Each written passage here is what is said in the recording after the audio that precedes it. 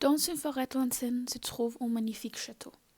Il vit un prince dans le bateau et la richesse font l'envie de tout. Mais le prince est gâté, égoïste et incapable de générosité. En soi, il chasse une mendiante qui lui demande un abri en échange d'une rose. Or la vieille femme est en réalité une fée. Pour punir le prince, elle maudit le château et ses habitants, et change la prince en monstre. Le sort serait rompu le jour où tu serais aimé pour toi-même, et toi avant que les roses ne se fanent, où tu resterais bête à jamais. Les années ont passé. Non loin de là vit une jeune fille qui porte à marier le prénom de Belle. Mais Belle n'est pas seulement jolie, elle est également intelligente et passionnée.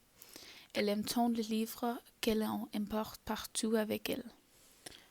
Plongée dans ce roman, Belle ne prête guère attention au monde extérieur et se termine pas au prétentieux Gaston.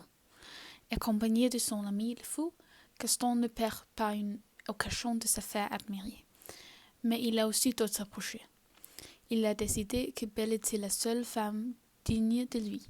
Encore faut-il la convaincre. « Bonjour, Belle !» s'exclame Gaston d'un ton assuré. « Tu ne devrais pas lire, c'est mauvais pour les femmes. Après vous vous mettez à réfléchir. Non, écoute-moi plutôt. Aujourd'hui, c'est ton jour de chance car je suis amoureux de toi. » Merci pour cet immense honneur, Gaston, mais je ne suis pas intéressée, rétorque Belle. De retour à Giselle, Belle retrouve Maurice, son père. Les habitants du village se moquent parfois des bizarreries de cet inventeur, mais cela n'a pas d'importance pour Belle, qui aime son père plus que tout. « Voici ma nouvelle machine qui découpe les bûches, dit-il. Je pars le ventre à la foire. Nous allons devenir riches. » Après avoir placé son envachon dans sa charrette et attelé Philibert son cheval, Maurice se met en route. Tout à se hâte d'arriver à la foire. Il a pris un raccourci par le bois. Mais la nuit est tombée et la voilà maintenant perdue en pleine forêt. Tout à coup de sinistres silhouettes se dressent devant lui. Ce sont des loups. Pris de panique, Philibert s'enfuit. Maurice voudrait bien faire autant, mais les loups sont sur le point de le dévorer. Il a juste le temps de s'engouffrer derrière les grilles dans le lugubre château. Quand il frappe à la porte, personne ne répond. Alors il entre. Quand il frappe à la porte, personne ne répond. Alors il entre. Et là, incroyable, des objets animés se présentent pour l'accueillir.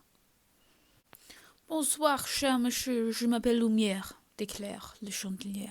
« Bienvenue au château, ajoute l'horloge, je suis Big Ben, la marchande. » Ils invitent Maurice à se réchauffer près du feu. Quand il repose-pied, il aboie comme un chien. Mais soudain, le silence se fait.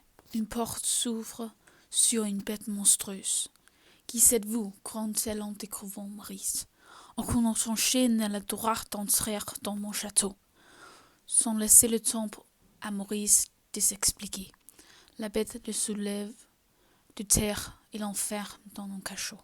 Le lendemain matin au village, Gaston a un plan pour séduire Belle.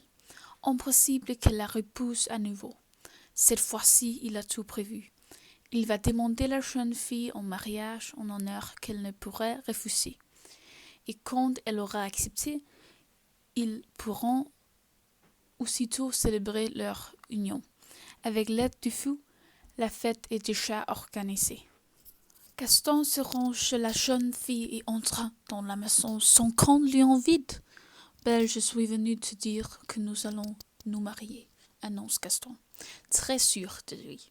« Je ne mérite pas un tel honneur, » produit la jeune fille. Pour se débarrasser de Gaston, elle l'attire vers l'entrée. Au moment où il tente de l'embrasser, elle ouvre la porte d'un coup sec et Gaston vacille avant d'atterrir dans la mer au couchant. Belle en profite alors pour échapper à son empreinte, soupirant par la porte de derrière. Mais dans le château, Elle retrouve Philibert qui rentre seul avec la charrette. Oh non, il est sûrement arrivé malheur à papa. C'est désolé, Belle. Vite, Philibert, conduis-moi jusqu'à lui. Malgré la nuit qui est tombée, le fidèle cheval retrouve son chemin. Il galope curieusement jusqu'au château, où se trouve son maître dans le vent et le froid, ignorant le sentiment de peur qui l'entraîne. Belle saute à terre et pousse le monstre de l'entrée. Le château est désert. Belle explore des couloirs, des salles, des escaliers, et finit enfin par trouver son père, enfermé dans un cachot. « Papa !» s'écrie-t-elle, folle d'inquiétude, en se penchant vers lui. « Mon enfant, tu es en danger ici. Sauve-toi vite, » répond Maurice. Trop tard, le bruit a alerté la bête. « Que faites-vous chez moi ?» rugit-elle. « Pourquoi avez-vous enfermé mon père? Il est aussi entré dans mon château. Mais il est malade et haché. Laissez-moi prendre sa place. Entendu, mais en échange, vous resterez ici pour toujours avec moi. J'accepte, murmure Belle. En carrosse sans cocher ni chevaux à raccompagner, Maurice au village. Le vieil homme se précipite aussitôt à la taverne pour demander de l'aide. « Ma fille prisonnière d'un monstre !» crie-t-il. Mais personne ne le prend au sérieux. Et surtout, pas Gaston qui se moque du pauvre homme. Perdu, Maurice est bien décidé à retourner seul en forêt pour sauver sa fille. Pendant ce temps au château, Belle est beaucoup mieux traitée que son père. Les objets animés qui s'occupent du château installent dans une chambre. Puis, c'est le moment du dîner. Sous la direction de Lumière, la bourgeoise achète verre et couvert exécute un magnifique ballet sous le jeu ébahi de Belle. Après le dîner, la curiosité de Belle l'emporte sur sa peur. Elle est en train de vivre une aventure aussi folle que si elle était dans son roman. Elle part explorer le château de la bête.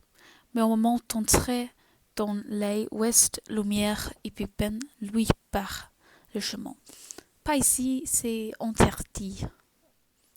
Ignorant leur avertissement, Belle continue.